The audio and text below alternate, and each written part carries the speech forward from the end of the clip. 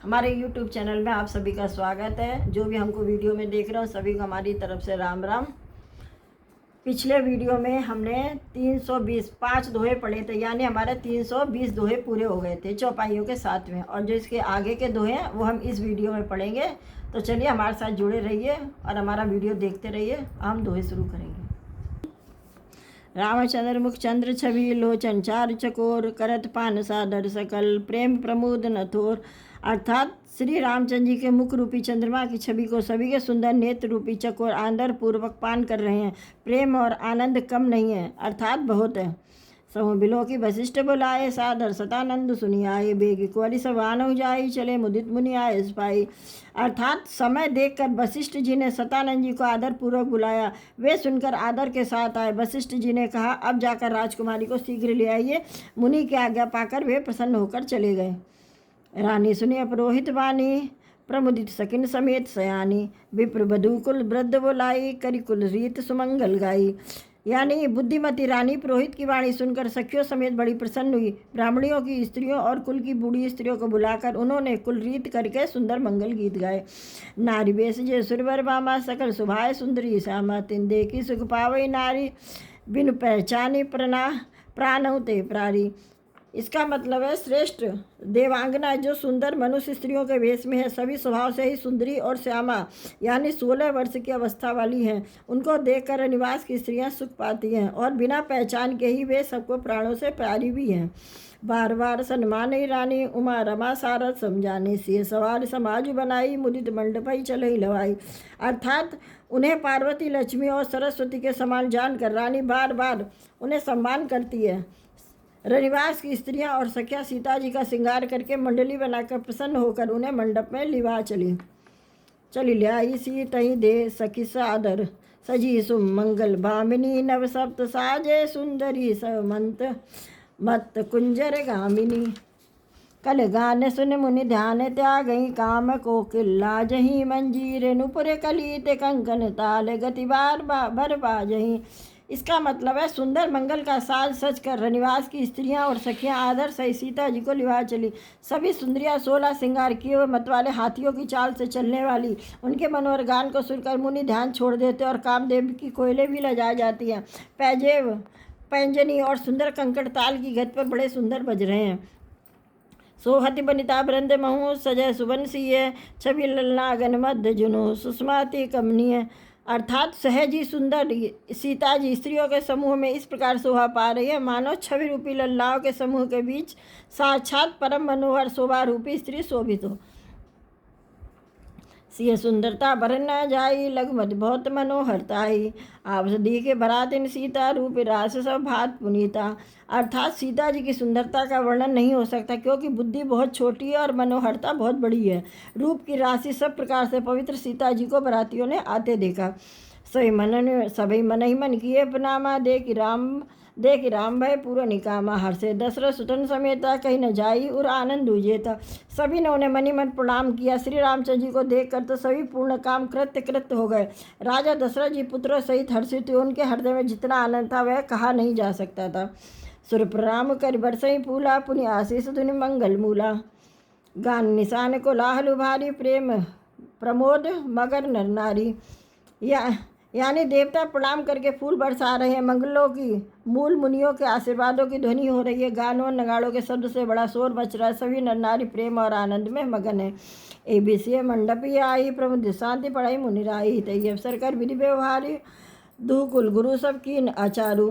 अर्थात इस प्रकार सीता जी मंडप में आई। मुनिराज बहुत ही आनंदित होकर शांति पाठ पढ़ रहे हैं। उस अवसर की सब रीत व्यवहार और कुलाचार दोनों कुलगुरु ने किए।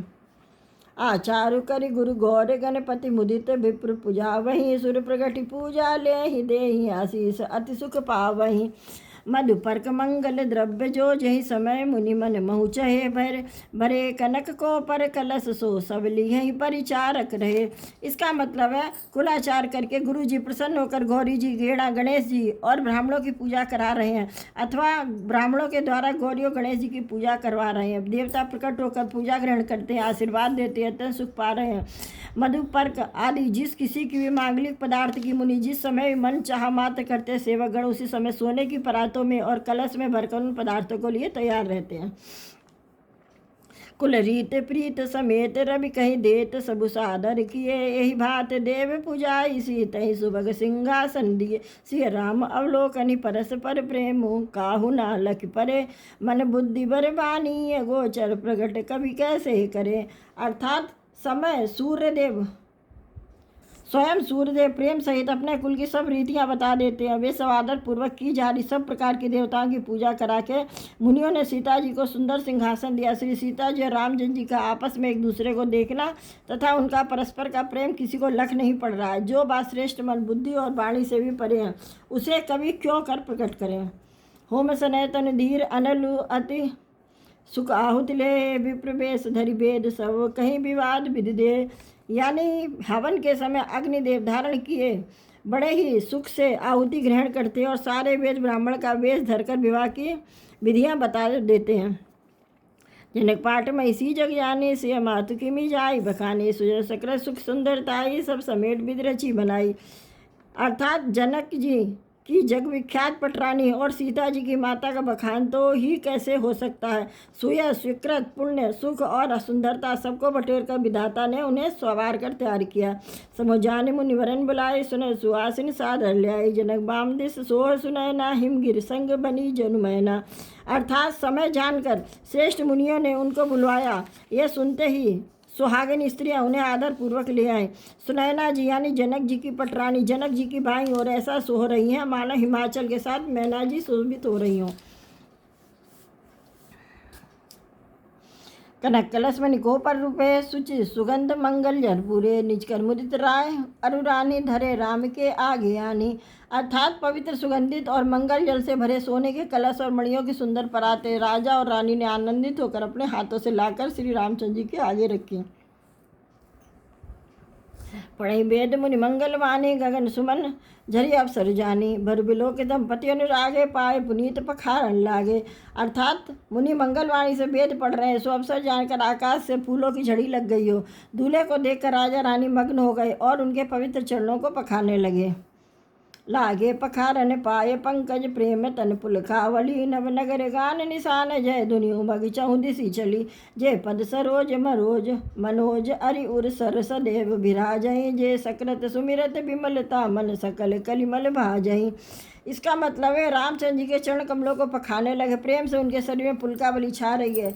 आकाश और नगर में होने वाली गान नगाड़े जयकार की ध्वनि मानो चारों दिशाओं में उमड़ चली। जो चरण कमल कामदेव के शत्रु श्री शिव जी के हृदय रूपी सरोवर में सदा ही विराजते हैं, उनका एक बार भी स्मरण करने से मन में निर्मलता आ जाती है और कलयुग के सारे पाप भाग जाते हैं। ये परसि मुनि बनिता लही गति रही, जो पातक मही मकरंदु जिनको शंभु सिर सुचिता, अवधि सुर बर नई करि मधुप मन मुनि जोग गो, जिन से जिये अभिमत गति लहे, ते पद पखारत भाग्य भाजनु जनक जय जय सब कहें। अर्थात जिनका स्पर्श पाकर गौतम मुनि की स्त्री अहिल्या ने जो पापमयी थी परम गति पाई, जिनके चरण कमलों का मकंद रस गंगा जी ने शिव जी के मस्तक पर विराजमान है, जिनको देवता पवित्र नदी की सीमा बताते। मुनि और योगी जन अपने मन को भौरा बनाकर जीर्ण चरण कमलों का सेवन करके मनोवांछित गति प्राप्त करते। उन्हीं चरणों के भाग्य पात्र बड़भागी जनक जी धो रहे हैं। यह देखकर सब जय जयकार कर रहे हैं। बरकुंवरी कर तल जोरी साखो चारु गोकुल गरे, भयो पानी गहन बिलो की विधि स्वरू, सुर मनुज मुनि आनंद बरे, सुख मूल दुलहु देख दंपति पुलक तन हुल सोहियो, करि लोक वेद विधानु कन्या दानु नृपभूषण कियो। इसका मतलब है कि दोनों कुलों के गुरु वर कन्या की हथेलियों को मिलाकर शाखोच्चार करने लगे। पाणी ग्रहण हुआ देखकर ब्रह्मादि देवता मनुष्य और मुनि आनंद भर गए। सुख के मूल दूल्हा को देखकर राजा रानी का शरीर पुलकित हो गया और हृदय आनंद से उमंग उठा। राजाओं के अलंकार स्वरूप महाराज जनक जी ने लोक और वेद की रीत को करके कन्यादान किया। हिमवंत जिमि गिरिजा महे सही हरहि सिरि सागर दई, तिमि जनक राम सिय समर्पी विश्व कल की रत नहीं, क्यों करे विनय विदेहु कियो विदेहु मूर्ति सावरी, करि होम विधिवत घाट जोरी होन लागी भावरी। अर्थात जैसे हिमवान ने शिव जी को पार्वती और सागर ने भगवान विष्णु को लक्ष्मी दी थी, वैसे ही जनक जी ने रामचंद्र जी को सीता समर्पित की, जिससे विश्व में सुंदर नवीन कीर्ति छा गई। वह देही जनक जी कैसे विनती करो, सांवली मूर्त ने तूने सचमुच विदेह यानी देह की शुद्ध बुद्ध से रहित ही कर दिया। विधि पूर्वक हवन करके गठजोड़ी की गई और भावरे होने लगी। जय धुनि बंदी वेद धुनि मंगल गान निशान, सुनि हर्षई बरसई विबुध सुर तर सुमन सुजान। अर्थात जय ध्वनि, बंदी ध्वनि, वेद ध्वनि, मंगल गान और नगाड़ों की ध्वनि सुनकर चतुर्देवगण हर्षित हो रहे हैं और कल्प वृक्ष के फूलों को बरसा रहे हैं। कुंवरी कुंवरी कल भावरी देही, नैन लाभ सब दास सादर लेही, जाय न बरन मनोहर जोरी, जो उपमा कच कहो सुथोरी। अर्थात वर और कन्या सुंदर भावरे दे रहे हैं, सब लोग आदर पूर्वक उन्हें देख रहे हैं, नेत्रों का परम लाभ उठा रहे हैं। मनोहर जोड़ी की वर्णन का कुछ नहीं हो सकता, जो कुछ उपमा कहूँ वही थोड़ी होगी। राम सिंह सुंदर परछाई, जगमगात मणि खम्बन माही, मनु बदन रति धरि बहुरूपा, देखत राम विवाह अनुपा। अर्थात श्री रामचंद्र जी और सीता जी की सुंदर परछाई मणियों के खंभों में जगमगा रही है, मानो कामदेव और रति बहुत से रूप धारण करके श्री रामचंद्र जी के अनुपम विवाह को देख रहे हों। दरस लालचा सकुच न थोरी, प्रगट दरत दुरत बहोर बहोरी, भय प्रगन सब देख निहारे, जनक समान अपान बिसारे।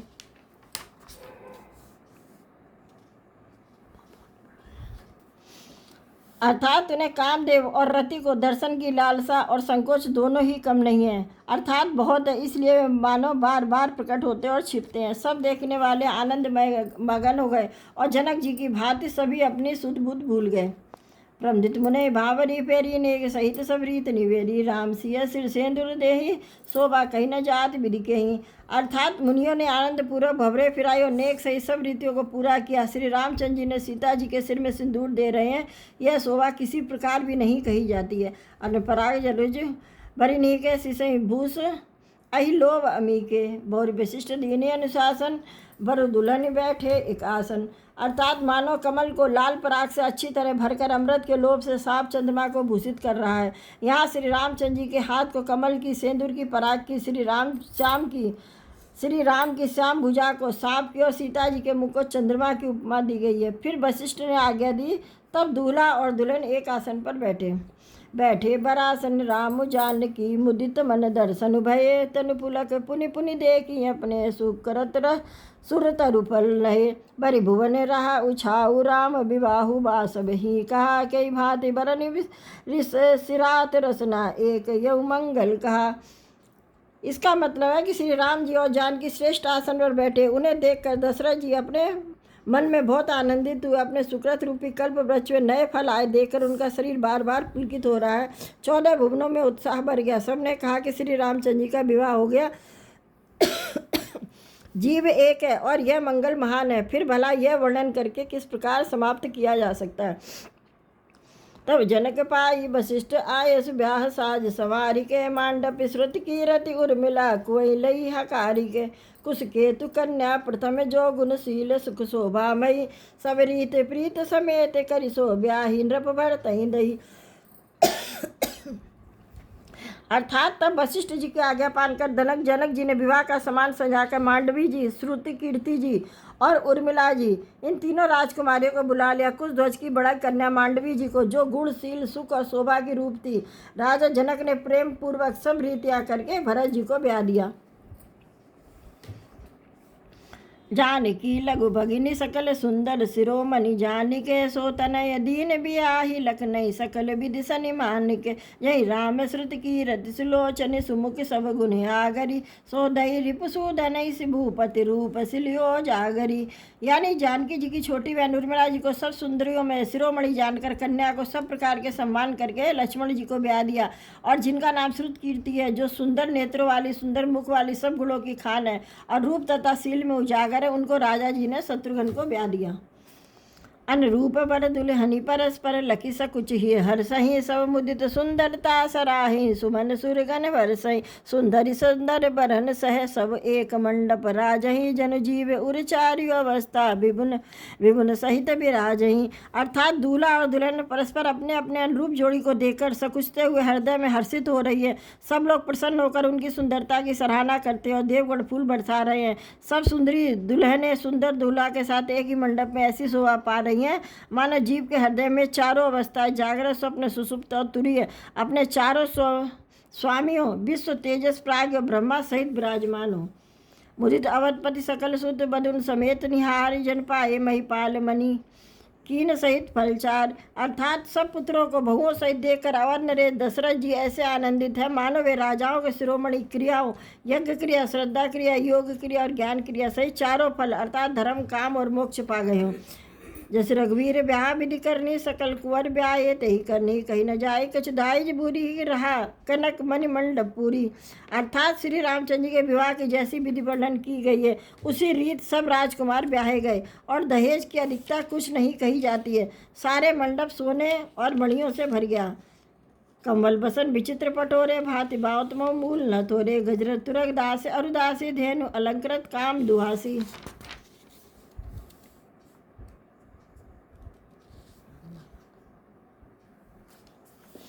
अर्थात बहुत से कंबल, वस्त्र और भांत भांत के विचित्र रेशमी कपड़े जो थोड़े कीमती न थे अर्थात बहुमूल्य थे, तथा हाथी, रथ, घोड़े, दास दासी और गहनों से सजी हुई कामधेनु सरीके गए। वस्तु अनेक करिए कि मिले का, कहीं न जाए जान की जिंदे का, लोक पालव लोक सिलासी आने, लीन अवधपति सब सुख माने। अर्थात आदि अनेक वस्तुएं हैं जिनकी गिनती कैसे की जाए उनका वर्णन भी नहीं किया जा सकता। जिन्होंने देखा वही जानते हैं। उन्हें देखकर लोकपाल भी सिहा गए। अवध राज दशरथ जी ने सुख मानकर प्रसन्न चित्त से सब कुछ ग्रहण कर लिया। दीन जाचकन जो जय भावा, उबरा सो जनवा सही आवा, तब कर जोरी जनक मृदवानी, बोले सब बारात सन्मानी।